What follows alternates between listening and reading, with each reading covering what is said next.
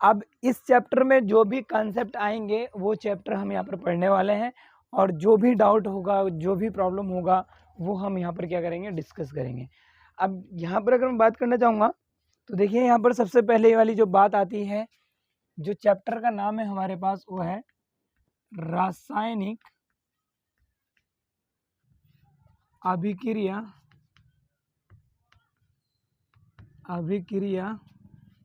एवं समीकरण।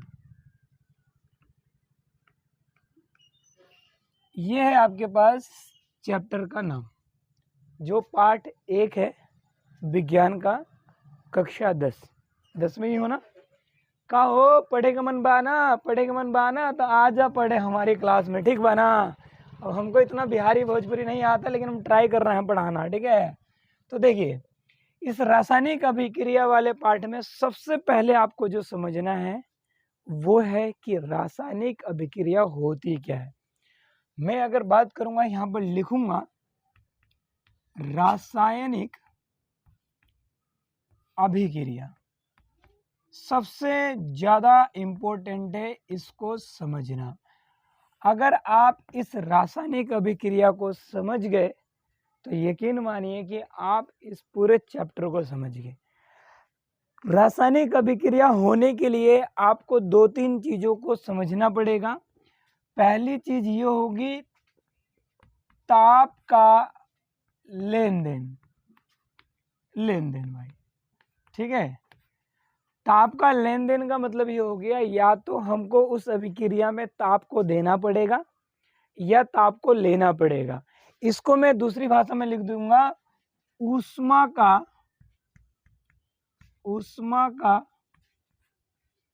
आदान प्रदान। ये बहुत जरूरी है। किसी भी रासायनिक अभिक्रिया को होने के लिए ये ऊष्मा का आदान प्रदान बहुत जरूरी है। बिना इसके हम कह नहीं पाएंगे कि ये रासायनिक अभिक्रिया हुई है। दूसरी अगर हम यहाँ पर बात करेंगे तो दूसरी बात ये है यहाँ पर कि रंग का बदलाव बहुत जरूरी है, बहुत ज़्यादा ज़रूरी है। उदाहरण के लिए मैं ले लेता हूँ कि देखिए एक उदाहरण ले रहा हूँ मैं यहाँ पर उदाहरण। वो उदाहरण क्या है, मैंने लिया यहाँ पर N2 और यहाँ पर लिया मैंने 3H2, और ये दोनों मिलकर के यहाँ पर क्या बना दिया, 2NH3 बन गया है। 2NH3 का मतलब ये हो गया कि मेरे पास अमोनिया, यहाँ पर मैंने नाइट्रोजन लिया, ये हाइड्रोजन है, नाइट्रोजन और हाइड्रोजन मिलकर इसने क्या बना दिया, अमोनिया बना दिया। तो यहाँ पर मैं लिख दूंगा, यहाँ पर अमोनिया बनने के बाद यहाँ पर क्या निकलेगा, ऊष्मा, यानी ऊर्जा लिख दो। चलो अगर ऊष्मा आपको समझ में नहीं आ रहा तो ऊर्जा लिख दो, एनर्जी लिख दो, जैसा आपको लगता है समझ में से लिख दीजिए। कहीं कहीं पर इसकी वैल्यू भी मेंशन करा हुआ है, जैसे 45.3 कैलोरी, 43.3 कैलोरी, ऐसे कुछ वैल्यू है, कुछ मान है, जो एक समीकरण जो आपके पास रासायनिक अभिक्रिया होती है उसके दौरान जो भी उसकी मात्रा जो निकलती है वो यहाँ पर दर्शा दिया जाता है। तो ये आपके पास एक रासायनिक अभिक्रिया का उदाहरण हो गया। इसी के बाद अगर मैं एक और उदाहरण यहाँ पर दिखाता हूँ आप लोगों को कि अगर मैंने यहाँ पर लिया जल पता है ना, पानी, ठीक बा ना, पानी तो ले लिया हमने पानी, तो ये जल हो गया, और इसमें मैंने चीनी को डाला है। क्या डाला है, चीनी को। तो ये मिल गए, यानी मिलने के बाद इन्होंने क्या बना दिया, यहाँ पर क्या बना दिया, शरबत बना दिया। क्या बना दिया, शरबत। तो देखो भाई इसमें क्या हुआ आपके पास कि यहाँ ऊर्जा निकली है, यानी ऊष्मा का आदान प्रदान दिख रहा है, लेकिन इसमें कुछ ऐसा है ही नहीं। अब ये जल था, ये चीनी था, मिल करके इन्होंने शरबत बना लिया, तो पी ला शरबत को, खत्म बात, ठीक बा ना। तो ये जल और चीनी हो गया ना, शरबत बना दिया, तो ये रासायनिक अभिक्रिया में नहीं आएगा। दिमाग में बैठा लो इसको कि जल और चीनी मिल करके शरबत बनाते हैं, ना तो इसमें रंग बदल रहा है और ना ही इसमें क्या हो रहा है, ना इसमें ऊष्मा का आदान प्रदान हो रहा है। तो ये हमारे पास रासायनिक अभिक्रिया में नहीं आएगी, लेकिन ये समीकरण हमारे पास रासायनिक अभिक्रिया में आएगी। तो रासायनिक अभिक्रिया अगर मैं परिभाषा लिखना चाहूँ यहाँ पर, रासायनिक अभिक्रिया है भैया हमारे पास अगर बोला जाए कि भैया इसकी परिभाषा लिख डालो, दो ही चीजें हैं आपके पास, एक परिभाषा है और एक उदाहरण है आपके पास। उदाहरण में आपको समीकरण लिख देना है, साफ साफ सुनर सुनर, ठीक है। तो ये रासायनिक अभिक्रिया अगर मैं लिखना चाहूं तो क्या लिखोगे, वह अभिक्रिया जिसके दौरान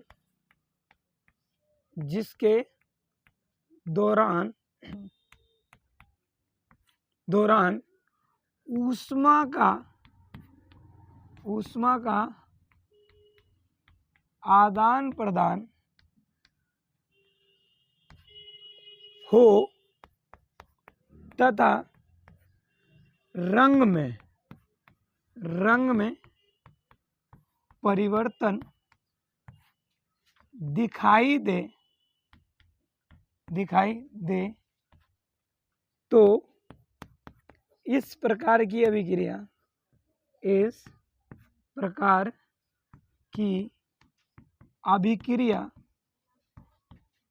को हम रासायनिक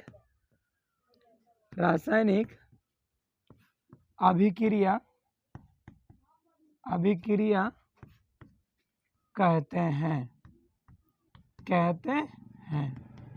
अब इसमें एक बेस्ट एग्जांपल लिख दो, उदाहरण लिख दो, यही समीकरण उठा करके लिख देते हैं, बहुत अच्छे से आपको समझ में आएगा। तो मैंने लिख दिया यहाँ पर, क्या लिख दिया मैंने यहाँ पर, N2 लिख दिया प्लस 3S2 लिख दिया, और इसके बाद मुझे क्या मिल गया, 2NH3 मिल गया।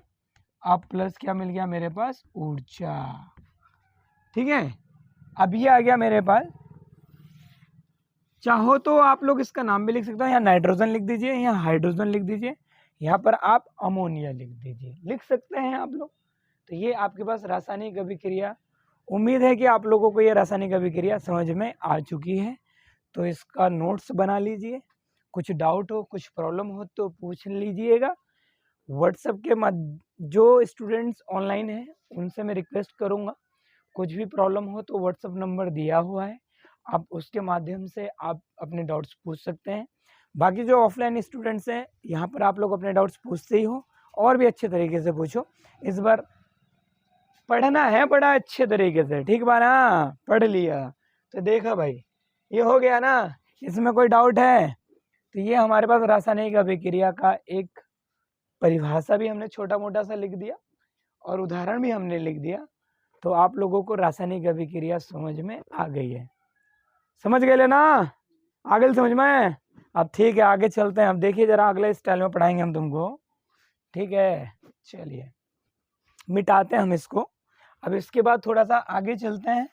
अब रासायनिक अभिक्रिया के बाद हम जो अगला टॉपिक इसमें पढ़ने वाले हैं वो तो भैया हम यही पढ़ेंगे कि रासायनिक अभिक्रिया कितने प्रकार की होती है। क्या बात करने वाले हम, रासायनिक अभिक्रिया के प्रकार। इसे भी मिटा देता हूं, ये लो भाई। चलिए अगली जो हेडिंग है हमारे पास वो क्या है, रासायनिक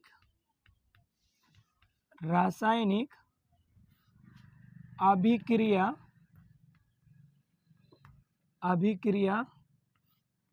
का प्रकार।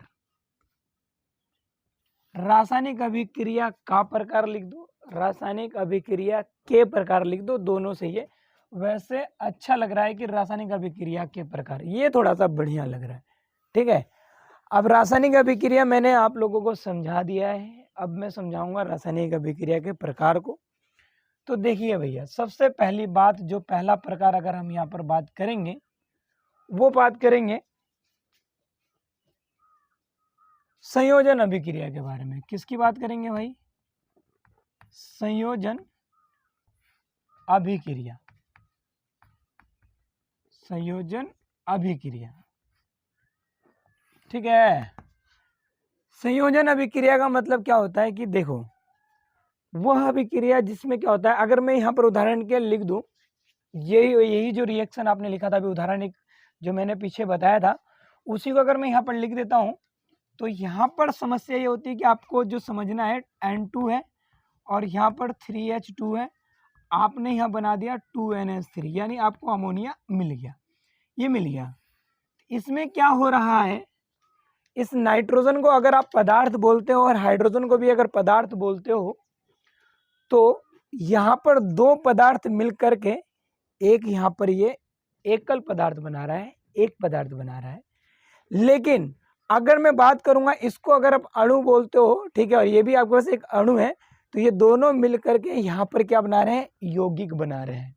यौगिक पढ़ा था ना, यौगिक क्या होते हैं, जिसमें अगर हम कोई भी दो पदार्थ को लेते हैं और किसी मात्रा में लेते हैं, जैसे मैंने कुछ मात्रा ले लिया यहाँ पर, जैसे इसका 1 मात्रा हो गया, हाइड्रोजन का यहाँ पर 3 मात्रा हो गया, तो 1:3 की मात्रा है, तो यहाँ पर 2 हमारे पास क्या बना दिया, अमोनिया का ये बना दिया इसने यौगिक। तो ये यौगिक हो गया और ये आपके पास क्या है, अणु है।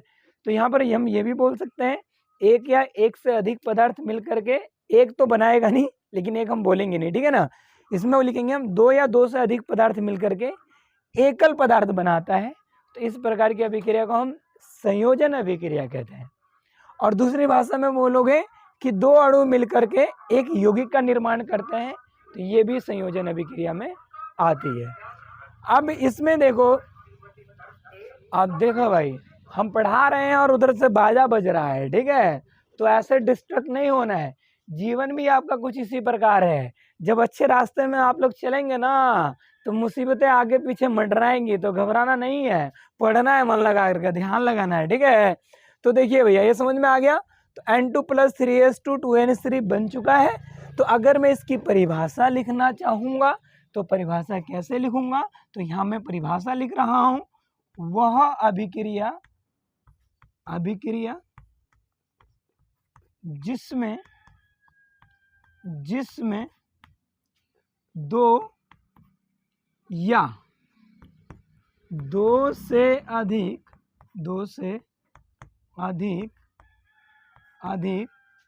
पदार्थ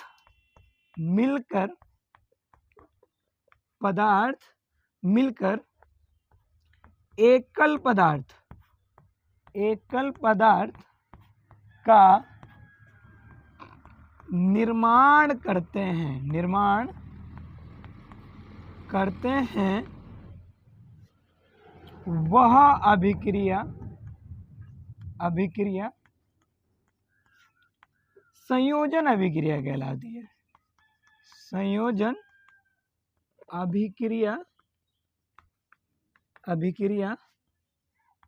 कहलाती है।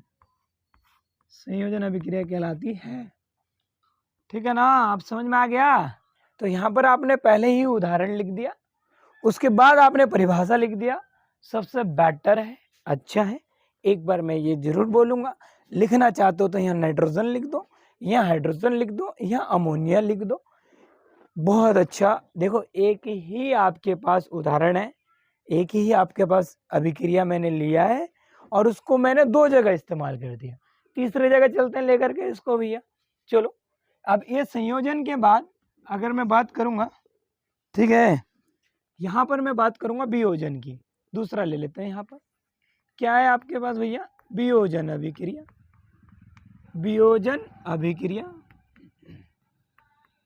बड़े अच्छे से समझिएगा भैया वियोजन को। वियोजन का मतलब ही होता है टूटना, संयोजन का मतलब होता है जुड़ना। ये संयोजन अभिक्रिया थी भाई, जुड़ गई। ये वियोजन अभिक्रिया है भाई, टूटेगी अब इसमें, इसका तोड़ फोड़ पढ़ेंगे भैया, समझ रहे हो ना।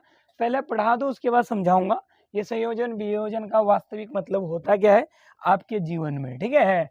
अब देखिए भैया, वियोजन में क्या है, बहुत सिंपल सा, मैं इसको ले लेता हूँ, मैं इसी को उल्टा कर देता हूँ। तो मैंने 2NH3 ले लिया उठा करके, और 2NH3 को जब मैंने इसको तोड़ा, तो जब तोड़ा तो मेरे पास क्या हो गया भैया, बताओगे क्या टूटेगा मेरे पास, ये N2 में टूट जाएगा और 3H2 हो जाएगा। ये चीज़ ध्यान रखना, ठीक है। अब ये टूट गया हमारे पास, तो यानी क्या हो रहा है कि देखो, इसमें एक पदार्थ क्या हो रहा है, 2 पदार्थों में टूट रहा है, एक पदार्थ 2 पदार्थों में बदल रहा है, ठीक है। यानी एक यौगिक टूट करके किस में बदल जा रहे हैं, अणु में बदल जा रहे हैं।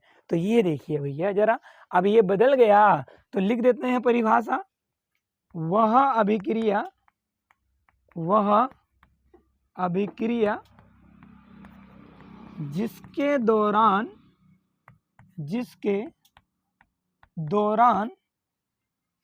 एकल पदार्थ टूटकर दो या दो से अधिक पदार्थों का निर्माण करता है वियोजन अभिक्रिया कहलाता है, लिख दो, कहलाती है लिख दो, दोनों सही है भैया। लड़का है तो कहलाता है, लड़की समझ रहे हो तो कहलाती है लिख दो। समझ में आ गया? संयोजन समझ में आया? संयोजन का मतलब हो गया था जुड़ना। वियोजन समझ में आया? वियोजन का मतलब होता है भैया टूटना। जिंदगी भी हमारी कुछ इस तरह है, कुछ अच्छे लोग आपकी लाइफ में मिलेंगे, लड़कों को अच्छी लड़कियां मिल जाएंगी, जुड़ जाएंगे, हिसाब किताब अच्छा बन जाएगा, और लड़कियों को अच्छे लड़के मिल जाएंगे। यानी कहने का मतलब होता है आप लोग एक अच्छे दोस्त, एक अच्छे भाई बहन बन सकते हो, अच्छे वाले, फालतू वाले नहीं। ठीक है, तो ये संयोजन हो गया। मिल करके गए आप क्या कर सकते हो, एक अच्छे समाज का निर्माण कर सकते हो, अच्छा माहौल बना सकते हो। और वहीं पर अगर आपस में गए तुम लोग भीड़ और एक दूसरे को दे दिया गाली गलौज, तो होगी लड़ाई, टूट गए तुम लोगों का रिश्ता खत्म हो गया, सब कुछ फिनिश, खल्लास। तो ये हो गया वियोजन। तो ऐसे ही हमारे पास अभिक्रिया में भी है, रासायनिक अभिक्रिया में भी है, और वियोजन अभिक्रिया में भी है। तो कहने का मतलब ये हो गया कि रासायनिक अभिक्रिया सबसे पहले मैंने आप लोगों को पढ़ाया, उसके बाद मैंने ये पढ़ा है कि रासायनिक अभिक्रिया का जो पहला प्रकार था वो था संयोजन अभिक्रिया।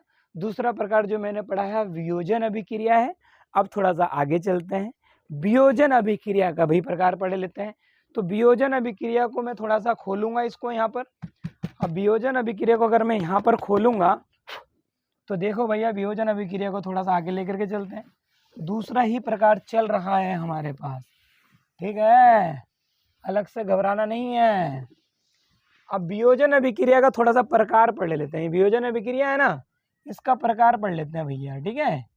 तो यहाँ पर एक हेडिंग और बना देते हैं, वियोजन अभिक्रिया के प्रकार। मैं बात करूंगा यहाँ पर वियोजन अभिक्रिया का अगर पहला प्रकार अगर यहाँ पर आपको अगर मैं पढ़ाना चाहूँगा तो यहाँ पर होता है ऊष्मीय वियोजन। क्या होता है? ऊष्मीय वियोजन होता है भाई। परिभाषा वही है, वियोजन का मतलब हो गया टूटना, लेकिन ऊष्मीय वियोजन की बात चल रही है। तो यानी जो अभिक्रिया, यानी जो आपके पास पदार्थ है वो टूटेगा किसके माध्यम से? ऊष्मा के माध्यम से। तो मैंने ले लिया यहाँ पर एक उदाहरण ले लेते हैं, CaCO3 ले लेते हैं, कैल्शियम कार्बोनेट है। यहाँ पर हम ऊष्मीय वियोजन कर रहे हैं, यानी यहाँ पर ऊष्मा लिख दो भाई, ठीक है। ऊष्मीय लिखना आपको अच्छा नहीं लगेगा, ऊष्मा लिख दो भैया, ठीक है। ऊष्मा लिखना, ऊष्मा मत लिख देना, ठीक है। ये ऊष्मा लिख दिया आपने। जब ऊष्मा आपने लिखा तो CaO बना दिया इसने। तो समझ में आ रहा है नहीं आ रहा है? तो फोकस यहाँ रखना है, ठीक है। तो ये CO3 टूटा, CaCO3 टूट करके CaO बना दिया और CO2 बना दिया। सामने पूरा दिख रहा है ना, ये बिल्कुल स्क्रीन में आ रहा है ना ये? हाँ, ये ध्यान देना भाई, क्योंकि जो ऑनलाइन बच्चे हैं ना वो बड़े अच्छे हैं।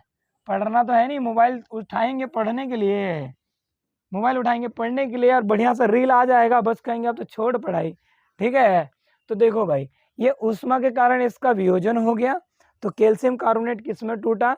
कैल्शियम ऑक्साइड में टूट गया और कार्बन डाइऑक्साइड में टूट गया।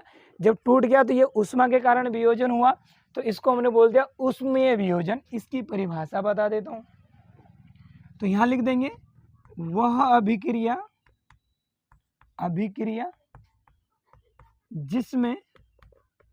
जिसमें पदार्थ को तोड़ने के लिए ऊष्मा की आवश्यकता होती है ऊष्मीय वियोजन, ऊष्मीय वियोजन कहलाती है, ऊष्मीय वियोजन कहलाती है। समझ में आ गया? यानी कहने का मतलब ये हो गया कि आपके पास वह अभिक्रिया जिसमें पदार्थ को तोड़ने के लिए ऊष्मा की आवश्यकता, तो ये पदार्थ था आपके पास एक, इसको तोड़ने के लिए मुझे ऊष्मा की जरूरत पड़ी, तो मैंने इसको ऊष्मा के माध्यम से इसको क्या कर दिया, तोड़ दिया, तो ये मेरे पास हो गया ऊष्मीय वियोजन। तो चलिए भैया इसके आगे चलते हैं थोड़ा सा। ऊष्मीय वियोजन के बाद हम एक और चीज़ पढ़ लेते हैं। कहाँ पढ़ेंगे देखते हैं, यहाँ पर लिख देते हैं, ठीक है।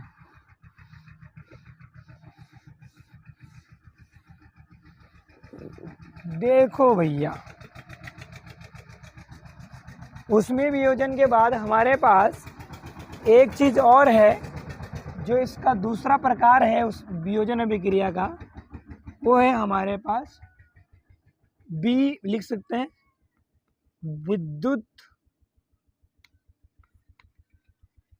विद्युतीय वियोजन लिख दो, या विद्युत अपघटनी लिख दो, विद्युतीय वियोजन लिख देते हैं, विद्युतीय वियोजन, विद्युत वियोजन भी लिख सकते हो, कोई दिक्कत नहीं है। विद्युतीय वियोजन का मतलब हो गया कि ऐसी अभिक्रिया आप पढ़ने जा रहे हो जिसमें एक पदार्थ को तोड़ने के लिए विद्युत की जरूरत पड़ती है, यानी कहने का मतलब होता है कि आप उसमें करंट के माध्यम से, विद्युत के माध्यम से आप उसको तोड़ने जा रहे हो। अब देखो भाई, जिससे मैंने यहाँ पर लिख दिया विद्युत के माध्यम से तोड़ने के लिए मैंने लिख दिया यहाँ पर 2NaCl लिख दिया मैंने, और जब मैं इसको तोड़ूंगा तो ये अभिक्रिया आयन में बदल जाएगी। तो यहाँ पर बन गया हमारे पास, ये हो गया हमारे पास, लिख देते हैं यहाँ पर, ये हो गया, इसको लिख देते हैं 2Na लिख देते हैं, आप प्लस यहाँ पर क्या हो जाएगा हमारे पास Cl2 हो जाएगा।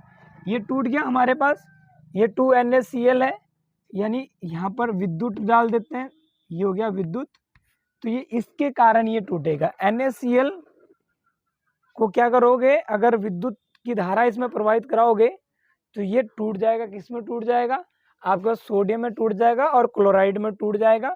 ये आपके पास विद्युतीय वियोजन है, ठीक है। अगर आपको मैं थोड़ा सा इसको और अच्छे से समझा दूं तो NaCl का आपने अपघटन पढ़ा होगा, तो NaCl को अगर आप अपघटित करते हो तो ये आयन में बदल जाते हैं, ये चीज़ थोड़ा सा ध्यान रखना। NaCl को अगर आप इसका अपघटन पढ़ोगे तो ये आयन में बदल जाते हैं, तो यहाँ पर सोडियम का ऊपर प्लस चार्ज आ जाएगा और यहाँ पर क्या आ जाएगा, नेगेटिव चार्ज। तो यहाँ पर विद्युत अपघटन कर दिया इसका, तो इसको बोलते हैं विद्युतीय वियोजन। और वियोजन अभिक्रिया में जो आपके पास है वो दो प्रकार हैं आपके पास, एक ऊष्मीय वियोजन है और एक आपके पास क्या है, विद्युतीय वियोजन है।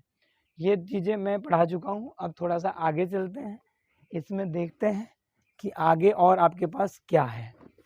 चलें आगे चलते हैं।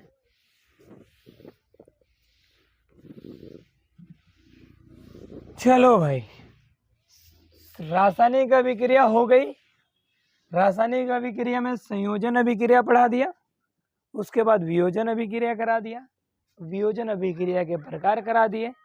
अब वियोजन अभिक्रिया के प्रकार के बाद अब देखो जरा, जो अगला है वो है आपके पास तीसरा प्रकार, प्रतिस्थापन अभिक्रिया। प्रतिस्थापन बोलिए या फिर बोलिए विस्थापन अभिक्रिया, विस्थापन अभिक्रिया। लो भैया, एक और प्रकार पढ़ लेते हैं, प्रतिस्थापन या विस्थापन अभिक्रिया। तो प्रतिस्थापन और विस्थापन अभिक्रिया में भैया क्या है, मतलब क्या ये है तो एक ही, प्रतिस्थापित कर देता है, विस्थापन का मतलब विस्थापित कर देगा। जैसे कि अगर मैं लिखता हूँ यहाँ पर आपके पास, क्या लिख देता हूँ, मैंने लिख दिया यहाँ पर FeSO4 लिख दिया, ठीक है। या आप ऐसा करो कि मैं यहाँ पर FeSO4 लिख देता हूँ, आप प्लस Cu लिख देता हूँ, तो यहाँ पर क्या हो जाएगा, CuSO4 हो जाएगा और Fe थोड़ा बाहर हो जाएगा। तो देखो भाई, इसमें क्या हो रहा है कि फेरस सल्फेट है, कॉपर के साथ जब रिएक्शन कराया, अभिक्रिया कराई, तो कॉपर ने इसको विस्थापित कर दिया आयरन को। जब कॉपर ने आयरन को हटा दिया तो कॉपर इसके साथ लग गया, तो ये हो गया कॉपर सल्फेट हो गया। तो ये हो गया आपके पास प्रतिस्थापन या विस्थापन अभिक्रिया। तो यहाँ पर इसकी परिभाषा लिख देते हैं, वह अभिक्रिया जिसके दौरान कोई एकल पदार्थ दूसरे पदार्थ को विस्थापित कर खुद उसका स्थान ले लेता है,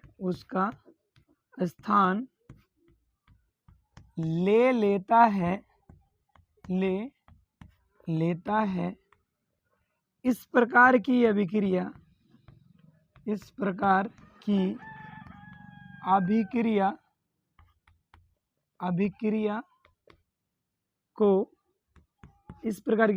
को प्रतिस्थापन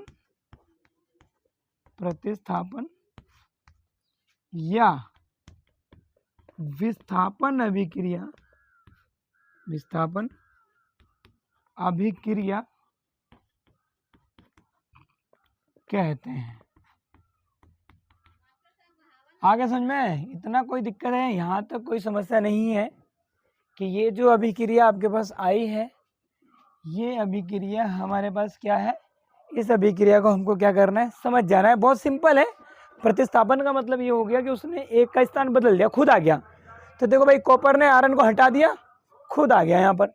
तो ये हो गया आपके पास। अब इसके बाद जो चौथी अभिक्रिया लिख देते हैं यहाँ पर,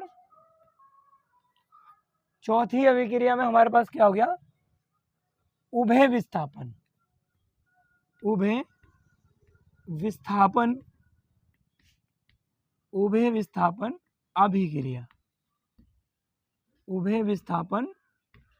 अभिक्रिया। लो भैया, उभय विस्थापन अभिक्रिया का मतलब हो गया कि इस बार दो बदल रहे हैं एक साथ। तो जैसे मैंने एक उदाहरण ले लिया, मैंने Na2SO4 के ले लिया प्लस BaCl2 का ले लिया, तो BaSO4 हो गया और यहाँ पर 2NaCl हो गया। थोड़ा यहाँ पर आ नहीं रहा है, इसको और सफाई से लिख देते हैं, यहाँ से लिख देते हैं। देखो भैया, Na2SO4 हो गया प्लस BaCl2 हो गया, तो ये हो गया आपके पास BaSO4 हो गया प्लस 2NaCl हो गया। ये देखिए भैया, आपके पास आ गया। सोडियम सल्फेट था, बेरियम क्लोराइड था, आपस में विस्थापित हो गए। इसका स्थान इसने बदल दिया और इसके स्थान पे ये चला गया। तो उभय मतलब होता है दो, तो उभय विस्थापन हो गया। बराबर विस्थापित हो रहे हैं। देखो भाई, ये दोनों बोल रहे हैं भाई तुम मेरी जगह ले ले, मैं तेरी जगह ले लेता हूँ, दोनों अभिक्रिया कर लेंगे, बात खत्म। तो ये हो गया आपका उभय विस्थापन। तो उभय विस्थापन की परिभाषा लिख देते हैं, वह अभिक्रिया जिसके दौरान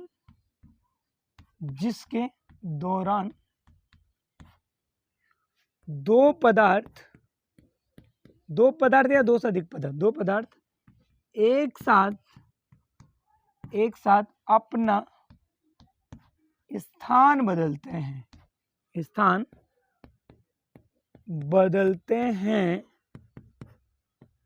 उभय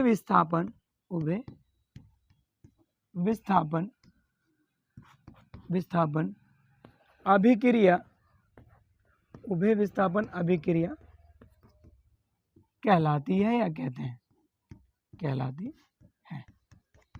लो भैया, आपके पास सारी अभिक्रिया हो गई, रासायनिक अभिक्रिया हो गई, रासायनिक अभिक्रिया के प्रकार हो गए और उनके उदाहरण हो गए। और इसमें कुछ और भी अभिक्रियाएं हैं जिसको हम थोड़ा अलग अलग करके सीखेंगे। तो इतना समझ में आ गया है ना? कोई भी प्रॉब्लम हो तो प्रॉब्लम को शेयर कीजिए। और ऑनलाइन वाले स्टूडेंट से बोलना चाहूँगा कि आप लोग मेहनत कीजिए, कोई प्रॉब्लम है कमेंट कीजिए, बस बढ़ोगे आप लोग आगे तभी तो हमारा देश आगे बढ़ेगा।